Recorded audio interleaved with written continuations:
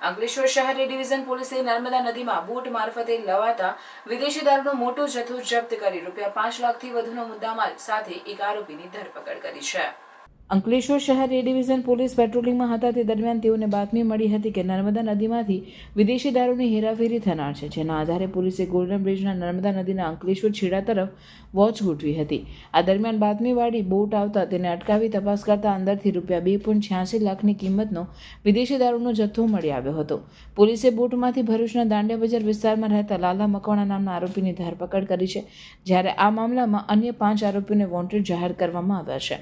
પોલીસે વિદેશી दारू बोट और मोबाइल मળી कुल 5.76 लाखનો मुद्दामाल जब्त કરી કાયદેસરની કાર્યવાહી હાથ ધરી છે।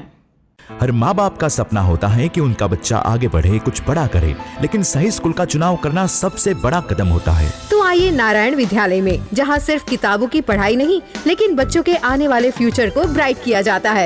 यहाँ प्री प्राइमरी से 12वीं साइंस और कॉमर्स की पढ़ाई इंग्लिश और गुजराती मीडियम में उपलब्ध है। साथ ही 12वीं कॉमर्स, इंग्लिश और गुजराती मीडियम के 100% रिजल्ट ने तो कमाल ही कर दिया है। तो अपने एजुकेशन के सपनों को दो उड़ान और परिवार का नाम करो रोशन। नारायण विद्यालय, शक्तिनाथ भरूच के संग, क्योंकि एडवांस एजुकेशन का एक ही नाम नारायण विद्यालय।